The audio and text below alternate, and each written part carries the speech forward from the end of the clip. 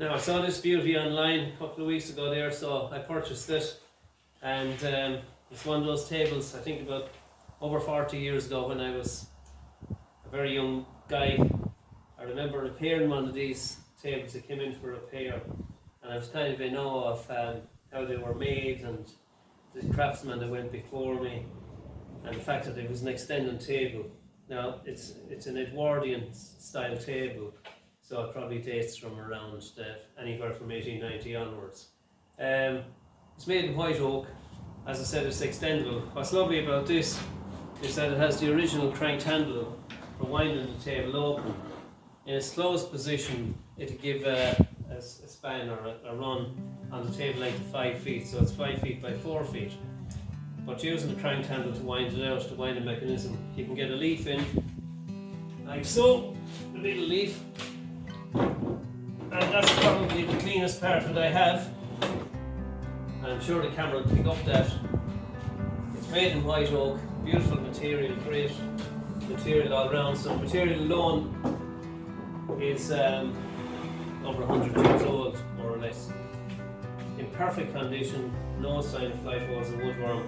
Now the top is fractured there. If I turn the table around, if I can, you can see that the boards have cracked here at this point, and that's due to expansion and contraction over the years. Some of the boards have bowed as well. Now it's not the end of the world to take a bow out of a piece of timber. You know, that's an add-on piece here to give it the thickness, the oomph, to give it its proportion. Solid oak legs. You'll notice the casters there, they're a new add-on. They're certainly not the original casters. They would have been wheel casters prior to the invention of ball bearings. So I've noticed that 3 of the legs are in good old nick. And if we turn it back around, one of them there has got some dog damage, something tuned it. Legs are solid oak. I noticed that the one that's damaged is not oak at all, it's actually maple, so it's died down to make it look like oak. And that can happen in the past when cabinet maker might have been short of a bit of material. He camouflaged it, he'd use a softer timber and use it to use a different timber then to camouflage it as oak. Sweet chestnut was a standard one that I would use. It's very like oak in its nature. In the case that I have here, that's an oak one now, but it's one on the far side, I know for a fact it's a piece of maple and it's dyed down. So with dark wood dyes, they will have to take the colour down to colour match them. Scientists never know. So you learn when you're doing these bits, or when you pick up pieces like this, you know and learn a little bit about the guys that come before you and how they operated and how they made stuff. So this is the cranked handle, and I love this part of it because it's authentic. It's with the table. I just love the fact that it came with it, and the winding mechanism is actually intact. So that'll extend out to give us 7 feet. 7-foot table with the insert put in. Now the insert would normally be stored under the table or in under the leaves. You'll often see that with modern tables today as well. So we just wind that out.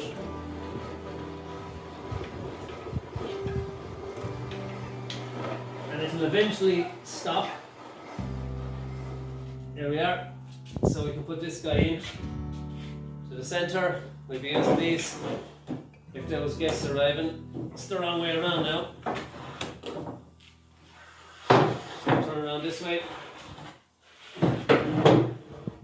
This was a time when people had servants in the house. The people of the house did not put the leaf in.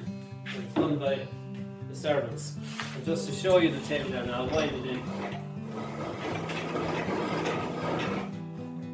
Doesn't matter that it doesn't close up. We turn that around. So you can see there, the outer rail is oak. The inner rail is also oak, and there's a track here with a groove in the end of this here, the end of this piece of timber here, and that carries the expansion, allows it to expand and contract. So that's the dummy legs, I'll call it. As far as I'm aware, it looks like a piece of maple that's died down. The other 3 are actually oak. Now, when you come to a table like this, you can even see it on camera. Because it's 1890s, you know, a lot of times it's nice to repair old piece